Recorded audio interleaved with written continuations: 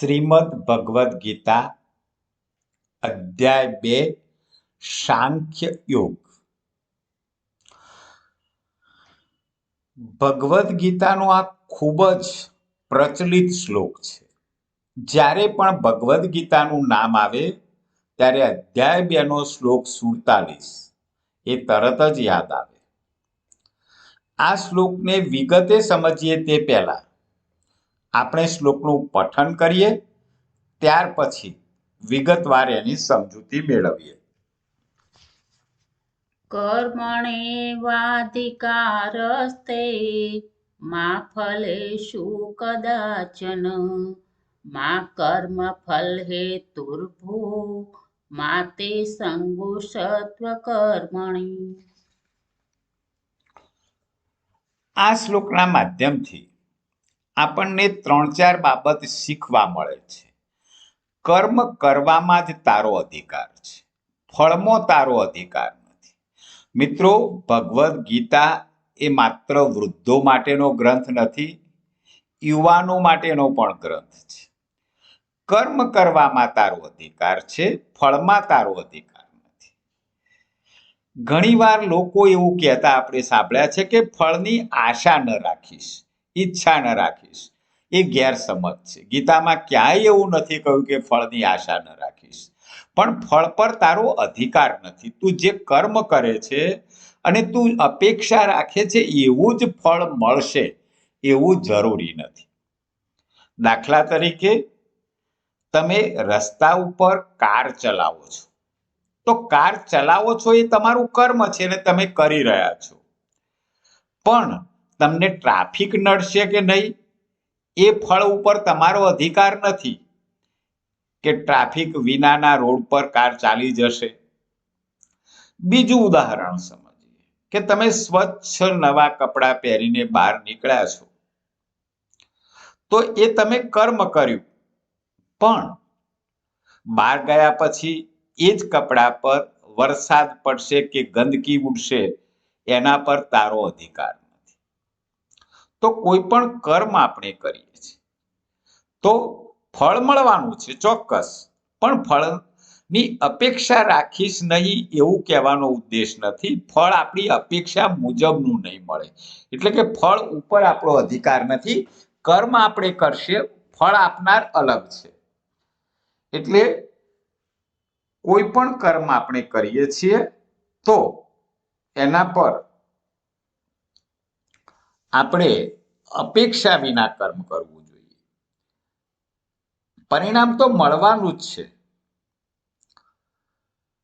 કોઈ પણ કર્મ આપણે શરૂ કરીએ છીએ તો પૂરી ઈચ્છાથી, પૂરી લગનથી એ કર્મ કરવું જોઈએ। કોઈ પણ કાર્યમાં એ પૂર્ણ ન થાય ત્યાં સુધી લાગે રહેવું એ કર્મયોગ છે। હવે આ શ્લોકને આપણે વિગતે સમજીએ। કર્મણ્યેવાધિકારસ્તે મા ફલેષુ કદાચન મા કર્મ ફલશ હેતુર્ભૂ મા તે સંગોસ્ત્વ કર્મણિ।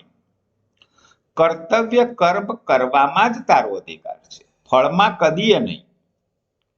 કારણ કે ફળ પર અધિકાર નથી, ફળની ઈચ્છા નથી એવી વાત નથી, પણ ફળ પર અધિકાર નથી। ફળ ગમે તે મળી શકે। આથી તું કર્મ ફળની ઈચ્છા વાળો પણ ના બનીશ અને તારી અકર્મતામાં પણ આસક્ત ના થઈશ। હે મનુષ્ય, કર્તવ્ય કર્મનું પાલન કરવામાં જ તારો અધિકાર છે। અહીં ભગવદ્ ગીતામાં કૃષ્ણ ભગવાન અર્જુનને પણ એ જ કહે છે કે તારું એક ક્ષત્રિય તરીકે યુદ્ધ કરવાનું કર્મ છે, તો એ કર્મ તું કર। એનું પરિણામ શું આવશે?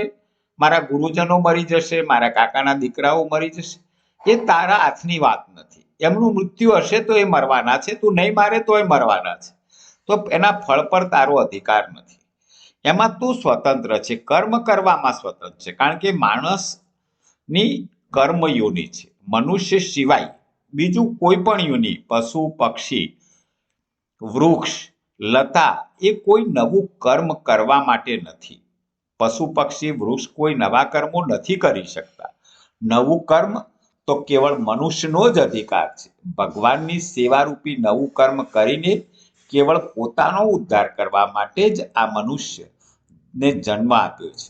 જો આ કર્મોને પોતાને માટે કરશે તો બંધનમાં પડી જશે, અને જો એ કર્મ નહીં કરે તો આળસમાં આવી જશે, તો વારંવાર જન્મ મરણના ફેરામાં ચક્કર કાપ્યા કરશે.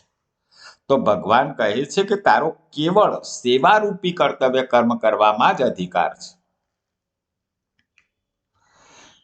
એક સમયમાં એક મનુષ્ય કોઈ એક કર્મની જ તત્પરતાપૂર્વક કરી શકે છે, અને એક સાથે વધુ કર્મ કરશે તો એમાં એનું ચિત્ત નહીં લાગે ને એકેમાંય સફળતા નહીં મળે. એક સાથે માણસ એક જ કર્મ કરવું જોઈએ.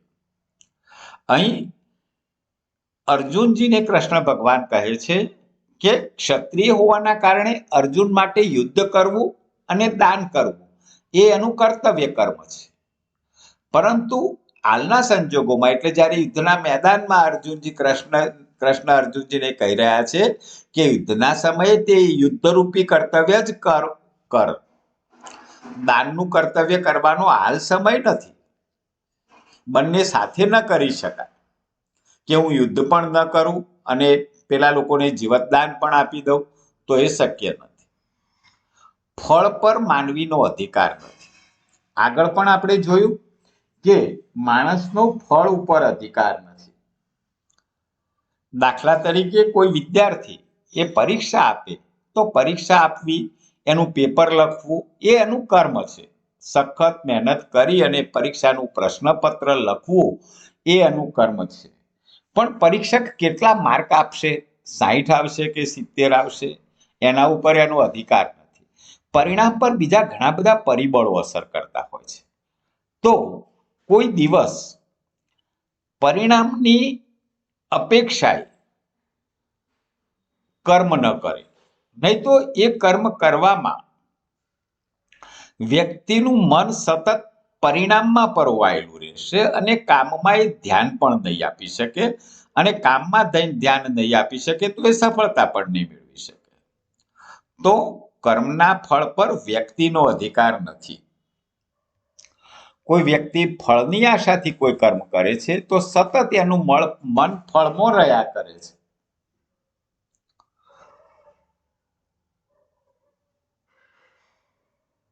અને તેનું કર્મ સારી રીતે કરી શકતો નથી, કારણ કે એને પરિણામમાં જ રસ છે. કર્મ કરતા પરિણામમાં જ્યારે રસ વધી જાય ત્યારે ફળની આશા વધી જાય છે. એટલે આપણે એક જ ધ્યેય રાખવાનો છે કે મારે મારું કામ પૂરું કરવાનું છે, બસ. પરિણામ આપવા વાળો આપશે અને જે આવશે તે આપણે સ્વીકારવાનું છે.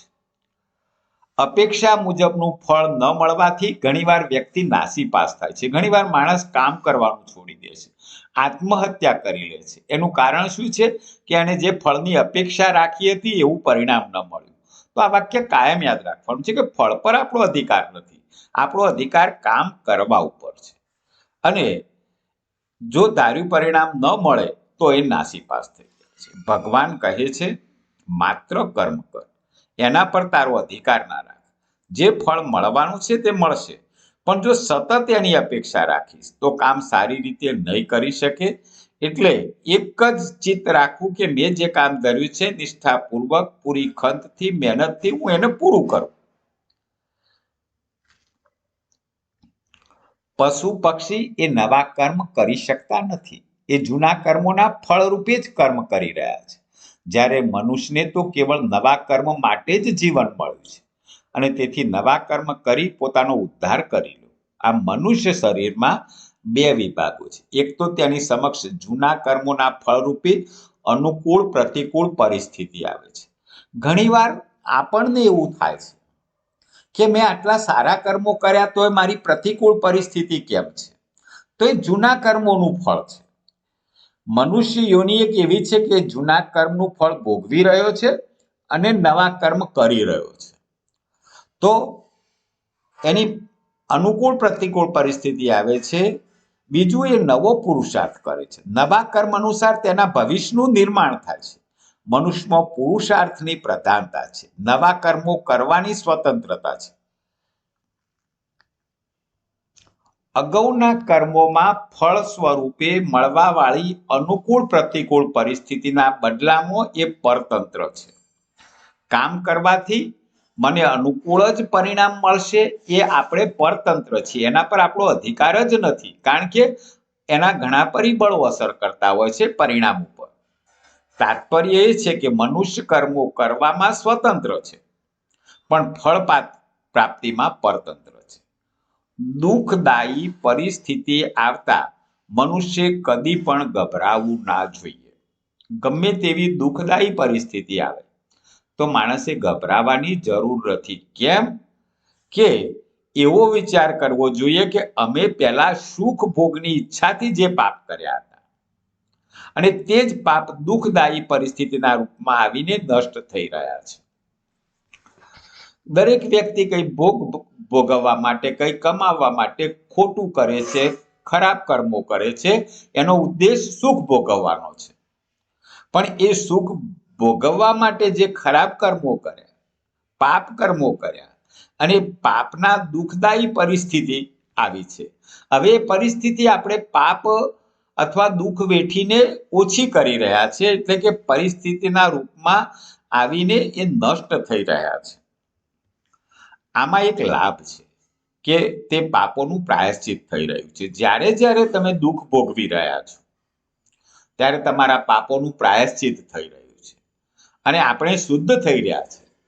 જેટલી તમને વિપત્તિ પડે છે તો જે જૂના કર્મો છે એ ઘટતા જાય છે. જે પાપ કર્મો કરેલા છે એનું પ્રાયશ્ચિત થઈ રહ્યું છે અને આપણે શુદ્ધ થઈ રહ્યા છે. બીજો લાભ એ છે કે આપણને એ વાતની ચેતવણી પણ મળે છે કે હવે જો આપણે સુખ ભોગ માટે પાપ કરશું તો આગળ પણ આ જ રીતે દુઃખદાયી પરિસ્થિતિ આવશે.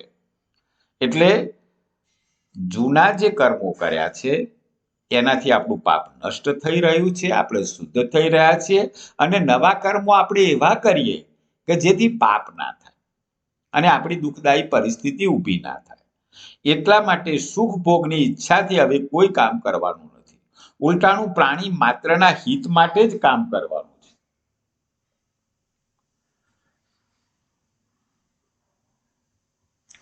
મનુષ્ય કર્મ તો એક કરે છે પરંતુ ફળ અનેક ઈચ્છે છે. જેમ કે હું અમુક કર્મ કરી રહ્યો છું તો એનાથી મને પુણ્ય મળી જાય, સંસારમાં મારી કીર્તિ થઈ જાય, લોકો મને સારો સમજે, લોકો મારો આદર સત્કાર કરશે, મને ધન મળશે. આટલા બધા ફળની અપેક્ષા રાખે છે. કામ એક જ કરે છે કે મેં પુણ્ય કર્યું અને પુણ્ય કરીને પછી પુણ્ય તો કમાવું છે, કીર્તિ પણ મેળવવી છે, સારા પણ થવું છે, સત્કાર મેળવવો છે ને ધન પ્રાપ્તિ પણ કરવી છે. અને આમાંથી એક પણ ફળ જો ઓછું પ્રાપ્ત થાય તો એ માણસને કર્મ પ્રત્યે વિશ્વાસ ઉઠી જાય છે. તો તમે કર્મની કોઈ ફળની અપેક્ષા જ ન રાખશો. શરીર, ઇન્દ્રિયો, મન, બુદ્ધિ વગેરે કર્મ સામગ્રીની સાથે સાથે માત્ર મમતા ના રાખવી જોઈએ. કેમ કે તેઓમાં મમતા હોવાથી મનુષ્ય કર્મ ફળની ઈચ્છા વાળું બની જાય છે. કર્મ નહીં કરવામાં પણ તારી આસક્તિ ના હોવી જોઈએ. કેમ કે કોઈ વ્યક્તિ એવું કહે કે મારે કર્મ જ નથી કરવું તો એ આળસ પ્રમાદમાં આવી જશે અને આરામ કરવો એ એક પ્રકારનું કર્મ છે. કર્મ વિના તો કોઈ રહી શકતું નથી. તમે શ્વાસ લો છો તો એ પણ એક કર્મ છે. તો આસક્તિ થવાથી આળસ પ્રમાદ થશે, કર્મ ફળમાં આસક્તિ રહેવાથી બંધન થશે અને બંધન કર્મ નહીં કરવામાં આળસ કરવાથી થાય છે. કેમ કે આળસ પણ એક ભોગ છે. તમે આળસ કરો છો તો એ પણ એક આરામ કરવાનો ભોગ છે, અર્થાત એનું પણ એક સુખ હોય છે અને એ સુખ ભોગનું તમે કર્મ કરી રહ્યા છો. તો આ શ્લોકને આપણે 4 ભાગમાં વહેંચીએ. કર્મ કરવામાં જ તારો અધિકાર છે. ફરીથી સમજીએ કે કર્મ કરવામાં જ તારો અધિકાર છે. તું જે કર્મ કરીશ એ નિષ્ઠાપૂર્વક તન મન ધનથી કર. ફળમાં તારો અધિકાર નથી. ફળ ગમે તે મળશે, ફળ મળવાનું છે, પણ અધિકાર નથી મીન્સ આપણી અપેક્ષા મુજબનું મળે અથવા ન પણ મળે. અને જો ફળની ઈચ્છા રાખી અને આપણી અપેક્ષા મુજબનું ફળ ના મળે તો વ્યક્તિ નાસીપાસ થશે. ઘણીવાર આત્મહત્યા કરવા સુધી માણસ આવી જાય છે. તો ફળમાં માણસ પરતંત્ર છે, કર્મ કરવામાં સ્વતંત્ર છે. કર્મના ફળની ઈચ્છા વાળું પણ ના થા અને કર્મ નહીં કરવામાં પણ તારી આસક્તિ ના રાખ. કર્મ નહીં કરવું એ પણ એક પ્રકારનું કર્મ છે. દાખલા તરીકે વાદળો એ વરસાદ આપવાનું કર્મ કરે છે, તો એનાથી ખેડૂતોને આનંદ મળે છે. આપણું કર્મ એવું હોવું જોઈએ કે બીજો વ્યક્તિ આનંદિત બને. તો દરેક યુવાને એ શીખ લેવાની છે આ શ્લોકના માધ્યમથી કે આપણે જે કંઈ કર્મ કરીએ છીએ નિષ્ઠાપૂર્વક તન મન ધનથી કરીએ. એ કર્મ પૂર્ણ ન થાય ત્યાં સુધી એમાં લાગ્યા રહીએ, મંડ્યા રહીએ. પરિણામ તો આવવાનું જ છે. કોઈ એક જગ્યાએ ઉધઈ લાગી છે તો ઉધઈ લાગવી એ કર્મ છે, પણ લકડું ખવાવાનું છે નક્કી છે, તો પરિણામ તો આવવાનું જ છે. તો ફળમાં આપણો અધિકાર નથી, પણ કર્મ કરવામાં આપણે સ્વતંત્ર છીએ. અને કર્મ પણ જો ભવિષ્યના કર્મોમાં બંધનમાંથી મુક્ત થવું હોય તો આપણા કર્મો પણ એવા હોવા જોઈએ જે બીજાને હાનિ કરતા ન હોય અને બીજાને પણ લાભ અપાવી શકે એવા હોવા જોઈએ. જય શ્રી કૃષ્ણ. આપે આ ચેનલ સબસ્ક્રાઇબ ના કરી હોય તો યુટ્યુબ ઉપર spiritual motivation by Haresh Joshi subscribe કરો. જય શ્રી કૃષ્ણ.